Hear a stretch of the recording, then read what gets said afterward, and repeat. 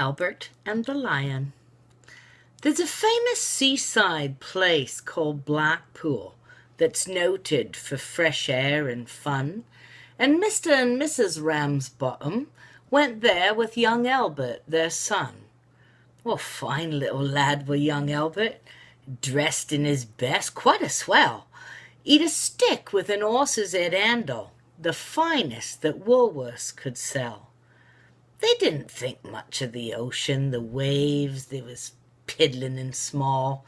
There were no wrecks, nobody drowned, fact, nothing to laugh at all. So seeking for further amusement, they paid and went into the zoo, where there's lions and tigers and camels, and cold ale and sandwiches too. There were one great big lion called Wallace. His nose was all covered in scars, and he lay in a somnolent posture with the side of his face on the bars. Now Albert, he'd heard about lions, how they was ferocious and wild. To see a lion lying so peaceful just didn't seem right to the child. So straightway the brave little fellow, without showing a morsel of fear, took his stick with the horse's head handle and shoved it in Wallace's ear. You could see that the lion didn't like it, and given a kind of a roll, he pulled Albert in the cage with him and swallowed the little lad whole. Now Pa, he had seen the occurrence, and not knowing what to do next, he hollered, "Yon lion's at Albert." And Mother said, "Eek, I am vexed." They complained to the animal keeper, who said, "My, what a nasty mishap.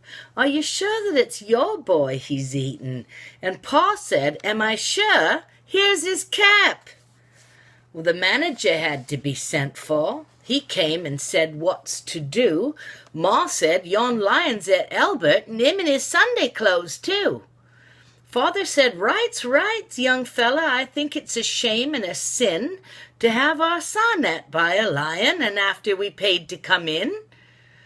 The manager wanted no trouble. He took out his purse right away, saying how much to settle the matter, and Pa said, "Well, what do you usually pay?" But Mother had turned a bit awkward when she saw where Albert had gone, and she said, "No, someone's got to be summoned." So that was decided upon. And off they all went to the police station in front of a magistrate chap, and they told what had happened to Albert and proved it by showing his cap. The magistrate gave his opinion that no one was really to blame, and he said he hoped the Ramsbottoms would have further sons to the name. At that Mother got proper blazing. "And thank you, sir, kindly," said she.